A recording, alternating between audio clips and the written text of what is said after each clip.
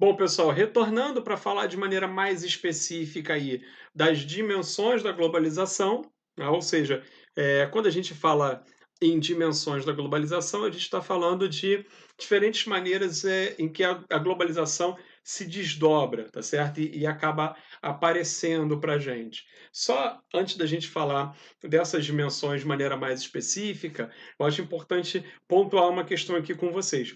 Só vai dar para falar de globalização de maneira efetiva a partir da derrubada do Muro de Berlim e, em seguida, a fragmentação da União Soviética, tá? Principalmente a partir da fragmentação da União Soviética. Só para lembrar vocês, derrubada do Muro de Berlim em 1989, tá? E fragmentação da União Soviética em 1991, 2 anos depois. Quando a gente vai falando de Rússia, a gente vai destrinchar melhor como é que aconteceu essa fragmentação. Mas por que não dá para falar de globalização de maneira, na essência da palavra, antes disso? Porque nós tínhamos um mundo bipolar, né? Como a gente já mostrou aqui para vocês também, né, nas videoaulas da semana passada, nós tínhamos um mundo dividido. Era o mundo capitalista e o mundo socialista. Se eu defino a globalização como a mais recente fase da expansão do capitalismo, né, eu não posso dizer que até a década de 1990, até 1991, eu tinha um capitalismo globalizado. Eu posso dizer que havia um processo, mas ao mesmo tempo havia uma barreira, né, a essa expansão, que era uma barreira muito clara, que era a parte do mundo socialista, tá certo? Então, apesar da palavra já existir, como eu disse, desde a década de 1970, para dar conta de um processo que as pessoas perceberam que vinha acontecendo lá desde as grandes navegações, ou seja, a evolução do capitalismo, as diferentes fases do capitalismo são vistas como partes do processo de globalização, não dá para dizer, até a fragmentação da União Soviética em 1991, que nós tínhamos já um mundo globalizado. Tá? Inclusive, até hoje, é complicado dizer que o mundo é efetivamente globalizado. A gente tem um processo muito forte, né, e está cada vez mais difícil encontrar lugares e pessoas que não sejam atingidas pela globalização. Tá? Mas dizer que é um processo acabado é um pouco perigoso, é arriscado, tá certo? Então, ó, voltando lá para o slide, primeira dimensão, que é a mais visível, é a dimensão econômica, né? Como eu estava falando para vocês, através aí das redes de comunicação, eu consigo investir dinheiro em vários lugares do mundo simultaneamente, tirar dinheiro de uma bolsa de valores, colocar em outra, tirar dinheiro de uma empresa, colocar em outra. Então, essa é a face, na verdade, sem dúvida nenhuma, mais visível da globalização. Esse número aqui é o singelo número, que simboliza a quantidade de capital que circula, em média, diariamente pelo mundo, 170 trilhões de dólares. Tá? Impossível de contar, diria eu. Né? Claro que isso aqui é uma estimativa, né? Porque ninguém consegue controlar, ainda mais da maneira como essa grana circula, né? É muito difícil de controlar. Isso aqui é uma estimativa, tá certo? Então, sem dúvida, a face mais visível do processo de globalização é a face econômica, tá? Com essa facilidade que eu tenho de fazer o dinheiro se movimentar de um lugar para o outro. A segunda dimensão é a cultural, tá? Que, de uma maneira geral, vem dos centros mais dinâmicos para a periferia. É o que a gente chama de o novo imperialismo. Tá? Percebam, eu não preciso mais ocupar o território como eu fazia lá na época do capitalismo comercial, como eu fiz com o Brasil até o início do século XIX.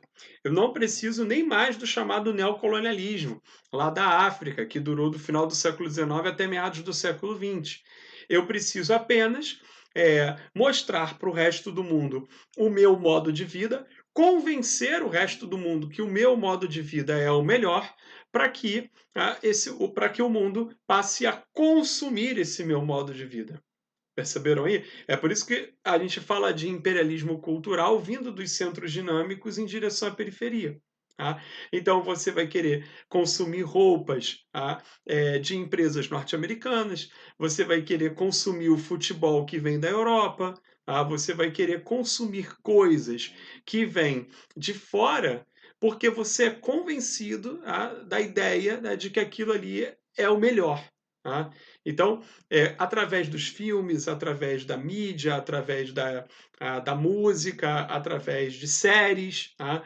Eu consigo passar para o resto do mundo, e aí, de novo, ó, graças à grande eficiência das telecomunicações, tá certo? A grande eficiência que hoje as telecomunicações têm, eu consigo, né, fazer essa expansão cultural. Tá? E por trás disso eu tenho aí, a possibilidade, a chance, de vender essa minha cultura e vender todas as mercadorias que vem atrás aí, que vem a reboque dessa influência, dessa forte influência cultural. Tá? Eu quero consumir a música da Beyoncé, eu quero, como eu já disse, consumir o futebol que vem da Europa, eu quero ter a camisa do Barcelona, eu quero ter a camisa de basquete lá do Miami Heat, enfim, eu consumo tudo que vem atrás disso aí. Eu consumo os filmes, as próprias séries e etc. Tá? Então, voltando lá, além da dimensão cultural da globalização, a dimensão política, né? Na medida em que os estados hoje são estados que funcionam a serviço da lógica do capital. Tá? São estados, a gente chama de estados capitalistas. É um erro, inclusive, a gente dizer que uma das dimensões da globalização é necessariamente a democracia. Né? Isso não é verdade, porque a segunda maior economia do mundo, no caso é a China, não é um país democrático. Então, só com esse exemplo relativamente óbvio, né, a gente já derruba essa tese, já derruba essa ideia, tá, de que a globalização ela tem uma relação política direta com a democracia. Isso não é necessariamente assim, não é necessariamente verdade. Agora, são, sem dúvida nenhuma, estados capitalistas, estados que se sustentam por conta do capitalismo. E aí a gente volta, né, ao exemplo da China. Como é que a política de partido único do PCC chinês se mantém? Né? Exatamente por conta do sucesso econômico que a China vem experimentando, principalmente nas últimas 3 décadas. Tá? Então, após o fim da Guerra Fria, após o fim do mundo bipolar. Tá certo? Então, mais do que nunca, a política, isso eu dei o exemplo da China, mas isso acontece nos Estados Unidos, na Europa, no Brasil, em qualquer lugar. Tá? A política ela é permeada, sem dúvida nenhuma, pelo sucesso econômico, tá certo? Aqui no Brasil, por exemplo, a gente teve um momento sério de turbulência política nos últimos 5 anos. E qual foi o principal argumento usado para exatamente justificar essa turbulência política? Lá desde o processo de impeachment da ex-presidente Dilma, passando pelo processo eleitoral de 2018 e o ano passado, a posse do presidente atual Jair Bolsonaro no ano passado. Foi exatamente a questão econômica, né? Foi exatamente os problemas econômicos, né, que o país teve, tá certo? É claro que no entorno disso tem outros problemas aí que as pessoas colocam, como corrupção, por exemplo, né, que se fala também aqui no Brasil em larga medida. Né? Mas percebam, é uma turbulência política que começa lá atrás e se justifica por conta da questão econômica, ok? Só estou usando esse nosso exemplo recente para vocês poderem perceber o quanto que os estados hoje, a política ela é permeada pela lógica do capital, pelo sucesso econômico, seja esse país democrático ou não. Tá? Isso que precisa ficar bem claro. Então, voltando lá, aqui. Há uma face social, né, que é muito perversa, na medida em que a globalização, sem dúvida nenhuma, ela acentua a desigualdade. Né? A gente está vendo isso agora de maneira muito clara durante a quarentena, né, porque há pessoas que têm acesso à internet e a dispositivos móveis e banda larga com muita facilidade, outras pessoas não. Né? Então, na educação, a gente está vendo isso de maneira muito didática, até, infelizmente, de maneira muito didática. Né? Qual é a realidade do estudante de uma escola pública, do município, da cidade do Rio de Janeiro, ou de qualquer cidade da região metropolitana, e qual é a realidade das aulas de alguém que estuda numa escola particular da Zona Sul do Rio? Perceberam aí? Então, aí imaginem comigo, se não houvesse, né, a banda larga, se não houvesse notebooks smartphones, se não houvesse meios, infraestrutura para que houvesse aulas remotas, tá? Não haveria essa desigualdade, concordam?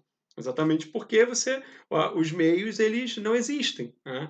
Agora, como eles existem e são de uso restrito, né, para determinadas pessoas que podem pagar por isso, você acaba acentuando a desigualdade. Então, é uma face também muito visível e, ao mesmo tempo, muito cruel da globalização.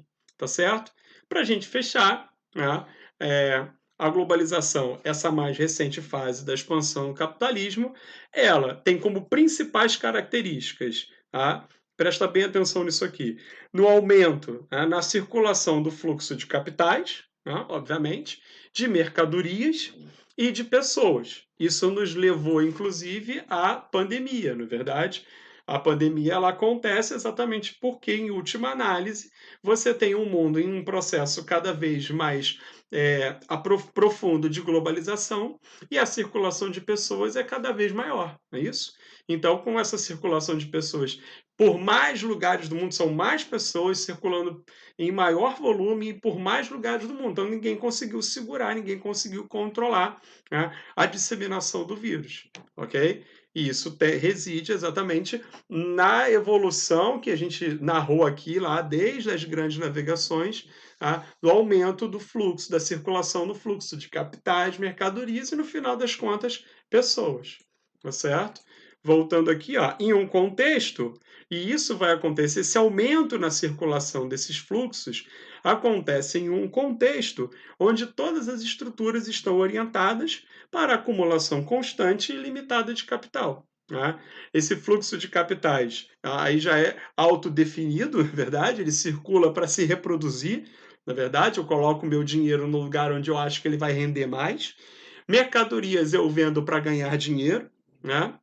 E a maior parte das pessoas que circulam no mundo, né, elas, ao circularem, geram dinheiro, né, ou, se forem turistas, né, ao circularem, geram dinheiro, e se forem executivos, né, pessoas, ou professores que estão dando palestras, etc., elas estão lá, né, para fazer dinheiro, efetivamente, tá certo? Então, todas as estruturas vão estar orientadas hoje para a acumulação constante e limitada de capital, né? Finalizando aí, sem dúvida nenhuma, pelo menos nos tempos em que vivemos, esse processo que a gente narrou lá desde o final do século XV, passando por todas as fases do capitalismo, e que chega no seu ponto, não é o ponto máximo possível, mas é o ponto máximo até agora. Entenderam? Não dá para dizer que a gente parou, que a gente chegou no auge da expansão do capitalismo, que a globalização é o auge da expansão do capitalismo. Não dá para dizer isso. Mas, sem dúvida nenhuma, é o auge que o capitalismo atingiu até agora. Tá certo? De todas as fases que nós vimos aí, lá desde o início, desde o capitalismo comercial. Tudo bem? Forte abraço para todo mundo, até a próxima.